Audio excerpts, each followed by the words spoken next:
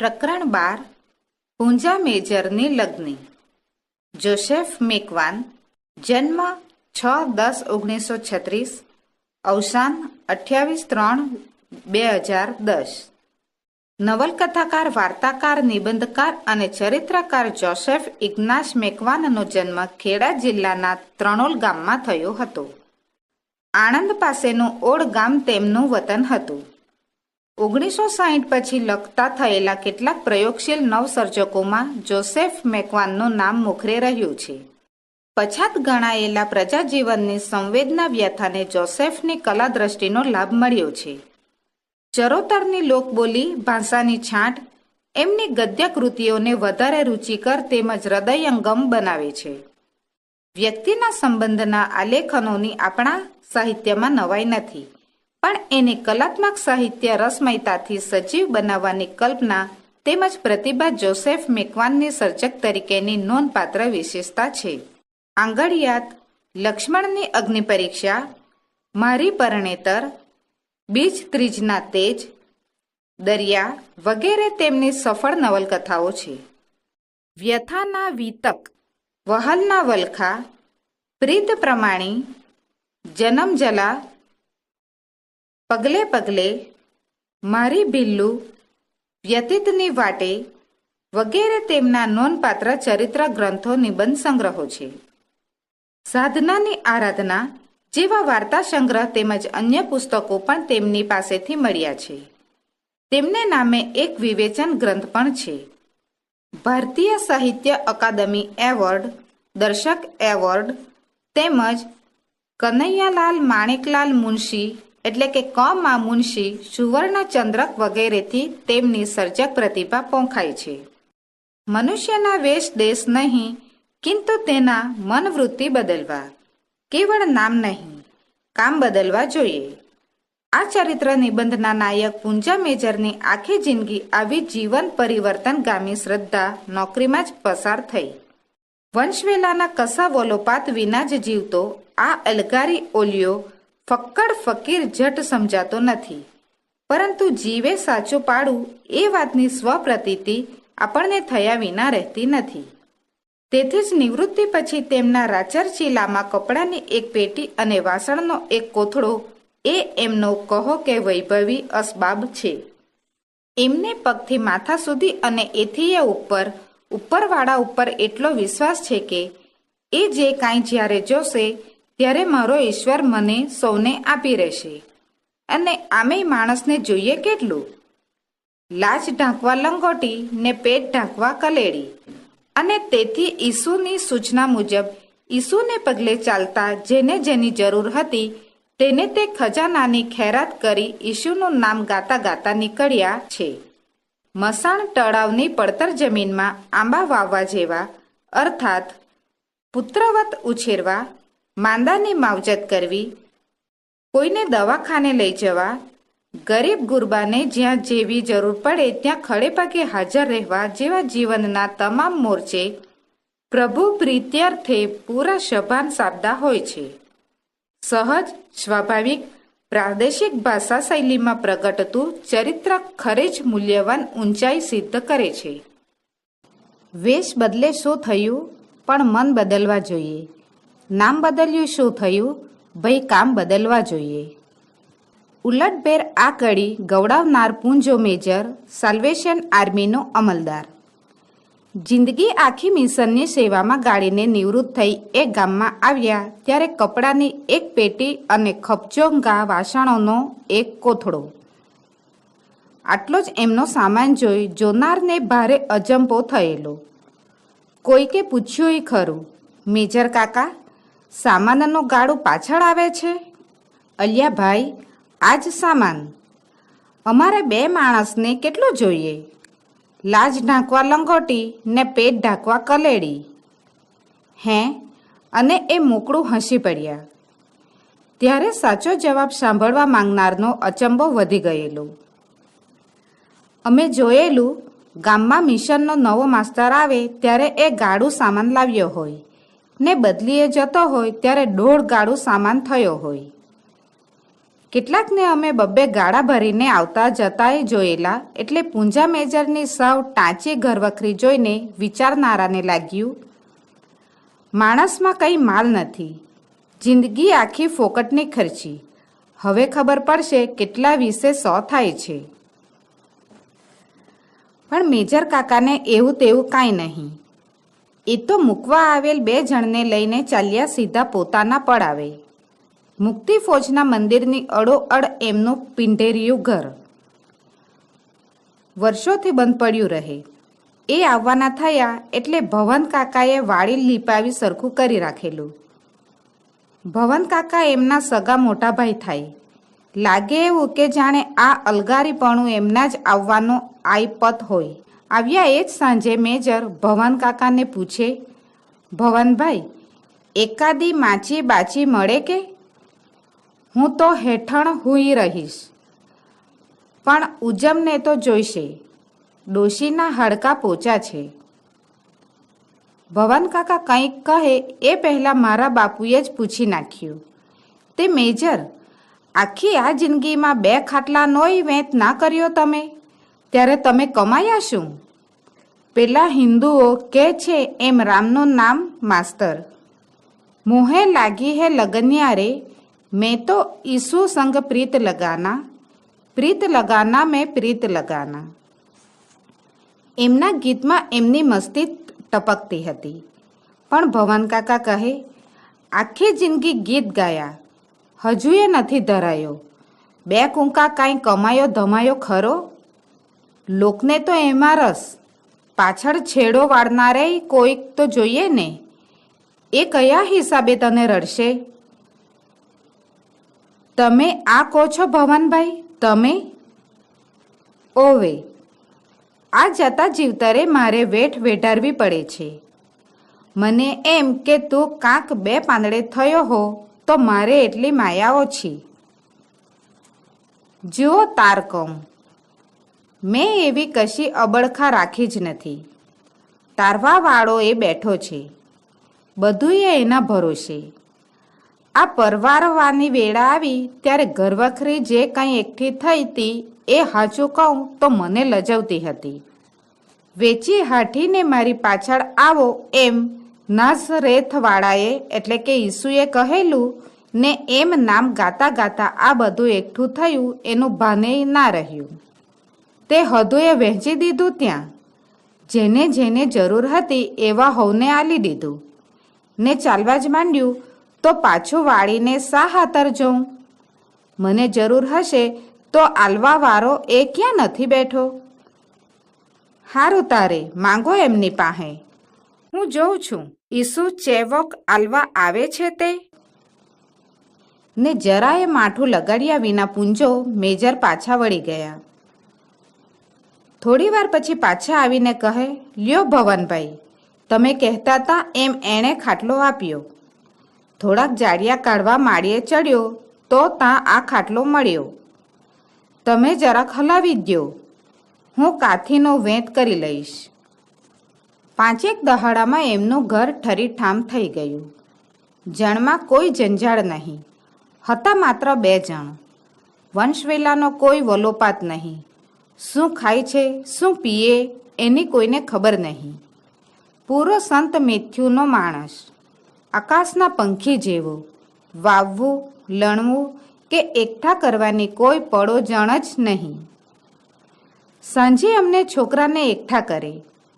સુવાર્તા એટલે કે ગોસ્પેલ માની કોઈક વાત માંડે ને પછી મસ્તીભેર ગીત ગવડાવે. બાંધી દડીનો બેઠા ઘાટનો એમનો ભરાવદાર દેહ, ફૂલેલા પોંપચા, નીચે ભાવ જરતી ચશ્મા વિહોણી સાચુકલી આંખો, ધડ સાથે જડી દીધું હોય એવું ડોકું ને ગોળ મટોળ મોં, જાડા ધોતિયા પર લાલ કોટના ખભે 3 તારા પાસેનો એસનો માર્કો એમને સાલ્વેશન કરતાંય સાબદા રહેવાનો ભાવ વધારે વ્યક્ત કરતો. ગામમાં આવ્યા પછી થોડાક દિવસ એ સૌના વિચાર વ્યવહારથી પરિચિત થયા. પંચના ચલણનો તાગ મેળવ્યો. મિશનની 3 ધૂળી શાળાઓ ચાલતી, ત્યાંય નજર નાખી આવ્યા. ભવન કાકાની સીમ પણ ફરી આવ્યા, પણ એમનો જીવ પાદરમાં આવેલ માણસ તળાવ સામે બારેમાસ પાણી રહેતી ઊંડી ખીણ અને પડતર જમીન પર ખોડાઈ રહેતો. ખૂબ વિચાર્યા પછી એક દિવસ સાંજે એ વાંસીનો દસ્તો બેસાડવા ભવન કાકા પાસે આવ્યા. આ વાંસી શું કરવી છે તમારે? કોદાળો પાવડો મળી ગયા છે. વાંસી થોરિયા વાળીને વાલોડા કરવા માટે પાદરની પડતર જમીનમાં આંબા વાવવા છે. તમારું તે ભમી ગયું છે તો પાદરમાં આંબા રહેતા હશે. કશુંક મળતર રહે એવો ધંધો કરો ને. 25 રૂપિયા પેન્શનમાં અમારો બેનો ગુજારો થઈ રહે છે. જાજાની અબડખા નથી. એક ટંક ધરાઈને ધાન મળી રહે પછી મારે શી ચિંત્યા? તો પગ વાળીને ઘરમાં બેહો, ઉપરવાળાનું નામ લ્યો, પણ ખોટા લોહી ઉકાળા ના કરો. તમે તો જિંદગી આખી ઝાડવામાં કાઢી ને મને કેમ આમાં ધખાવો છો? મારું હાચવ્યું મને કશું લેખે નથી લાગ્યું. તમારા આ આંબા નહીં ઉછરે, નહીં ઉછરવા દે લોક. થોડાક ઝાડ થયા તો આ પાદરમાં છાંયો થાય તે ગામના છોકરા ફળ ખાય. ઝાલોદમાં મારા રોપેલા આંબે હવે કેરીઓ બેસશે. મારે અહીં પણ થોડાક તો રોપવા જ છે. ને એ મંડી પડ્યા. જગ્યાઓ જોઈ જોઈને એમણે કાળે ઉનાળે ખાડા ખોદવા માંડ્યા. માટી કાઢી નાખે, છાણ એકઠું કરે, ખાડામાં છાણ માટીના થર બનાવે, પરસેવે નીતરે. ઉંમરના માર્યા હાફ હાફે પણ એ કાળી મજૂરી કર્યા કરે. કુતૂહલથી એમની આ મહેનત જોતા અમને બેટા દીકરા કહી પોરસાવે ને પડ્યા પોદળા એકઠા કરાવે. એમના કામ આવ્યાના હરખના ભર્યા અમે સૌએ આખો એક ઉકરડો તૈયાર કરી દીધેલો. એમાં પાણી રેડીને એ ખાતર કહવડાવે અને ચોમાસાની વાટ જુએ. સારામાં સારા આંબાના ગોટલા સંઘરીને એમણે એકઠા કરેલા. મંદિરની સામેની એક અવાવરું જમીન સરખી કરીને એમણે ત્યાં રોપ ઉગાડ્યા ને 3 વરસાદ પડ્યા પછી પેલા તૈયાર કરેલા ખાડામાં આંબા રોપવા માંડ્યા. બરાબર 62 આંબાના વાડોલા બનાવીને ઊંડો સંતોષ લેતા એ ઉછરેલા. મારા વરહા જેટલા આંબા મેં વાવ્યા. જિંદગીના જેટલા હાચા જીવ્યો હોઈશ એટલા આંબા ઉછેરશે. ત્યારે અમને એમાં ઓછી સમજણ પડેલી. આંબાના છોડ સાચવવા એ જીવની જેમ એનું જતન કરતા. અળવિતરા છોકરા કે રખડતા ઢોર ઢાંખર માથું ના મારી શકે એટલા અડા બીડ થોરિયાના વાલોડા એમણે બનાવ્યા. વહેલી સવારે, ખરે બપોરે અને સાંજને ટાણે ખાસ અવર જવર ના હોય ત્યારે એ પાદરમાં જ ખભે વાંસી લઈને ફર્યા કરતા. છોકરાને એમણે એવા સમજાવેલા કે કોઈ છોડ ઉપાડ્યાનું પાપ ના કરે. એ વર્ષે ચોમાસાની 4 દિવસની હેલી પછી ખીણ પાદર ને કૂવા સુધી જળબંબાકાર થઈ રહ્યું ત્યારે ખેડૂતના કરશણ જેટલી જ એમને પોતાના આંબાની ચિંતાએ સતાવેલા.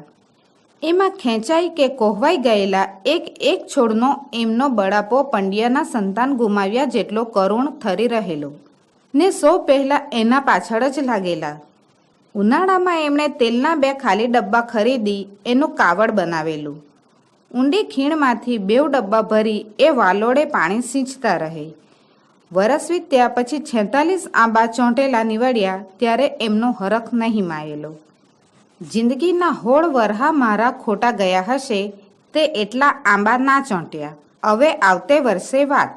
એ જ અરસામાં ઉજમ કાકી માંદા પડ્યા ને એમને લઈને મેજર કાકાને આણંદ કૂકના દવાખાને જવું પડ્યું. 5-7 દહાડે પાછા આવી એમણે સૌ પહેલી પોતાની આંબાની ભાળ કાઢી તો કોક કાળમુખાએ અડધા આંબા ટૂપી નાખેલા ને બીજો કોક ખેતરની વાડ કરવા એમના વાલોડાના થોરિયા કાઢી ગયેલો.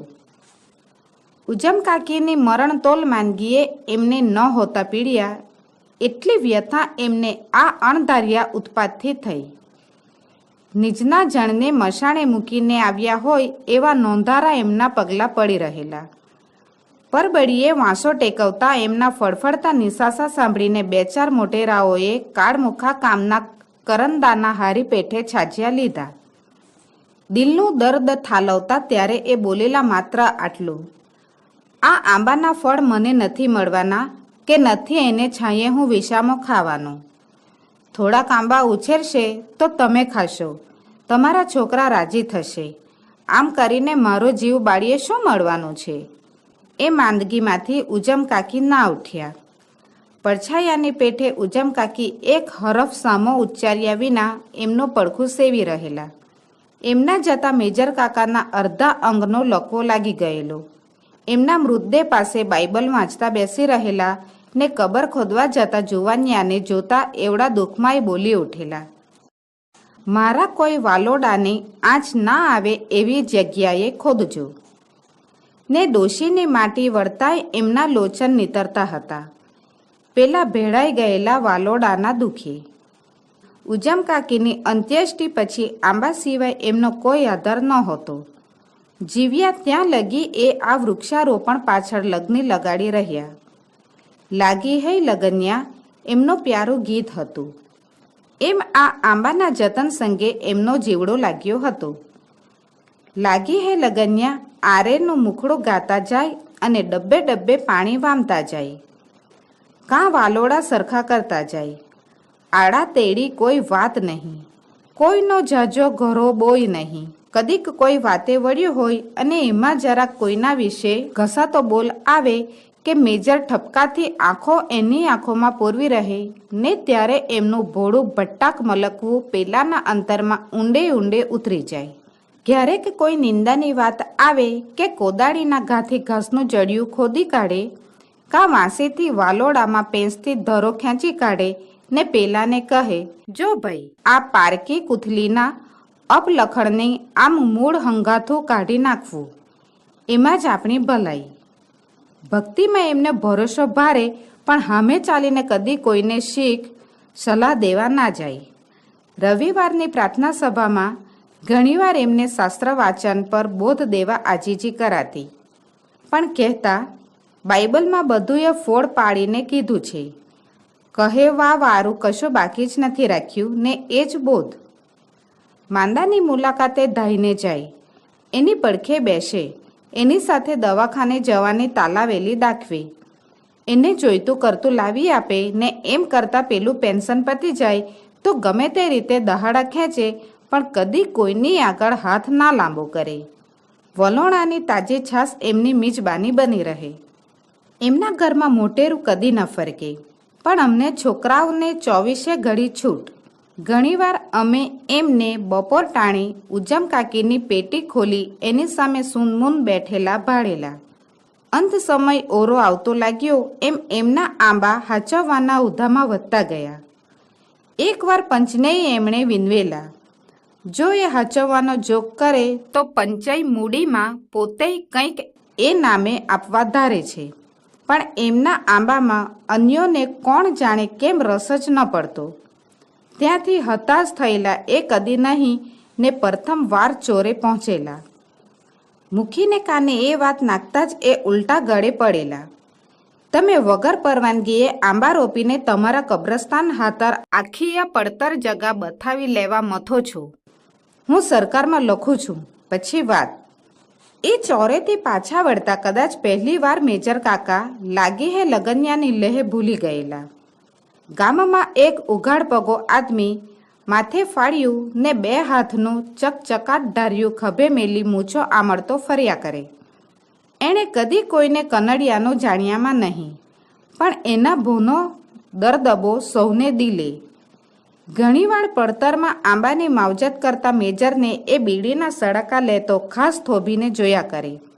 ક્યારેક પૂછે, માસ્તર બીડી ફીડી મળે કે કાંઈ?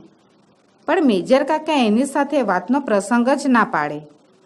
ચોરાની ઘટના બન્યા પછી એમનો જીવ ઊંચે રહ્યા કરે. 7 વર્ષના આંબા કેટલાય તો માથોડે પહોંચેલા. એમને નધણિયાતા કેમ ના મેલાય? મેજર કાકાએ પેલા મરદને સાધ્યો, મારી કને થોડાક રૂપિયા છે, વિચાર કરતો હતો કશાક હારા કામમાં વાપરવાનો, પણ તમને આલતો જમ. જીવો ત્યાં લગણ આ આંબા હાચવવાના. રજપૂતનું વેણ ખાલી ના જાય એમ સાંભળ્યું છે. પેલાએ ધાર્યું બતાવ્યું, તમારે નિરાંતે રો માસ્તર, હું છું ત્યાં લગણ કોઈ પાંદ ના તોડે.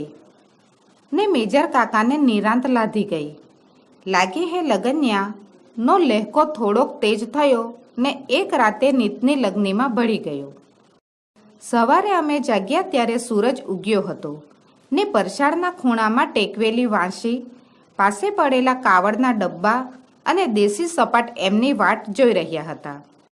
આજે એમના 62 આંબામાંથી માંડ 2 બચ્યા છે ને એમની કબર ડામરના નવા રોડ નીચે દબાઈ ગઈ છે. ગામડા આબાદ બન્યા છે. દેશ વિકાસ કરી રહ્યો છે.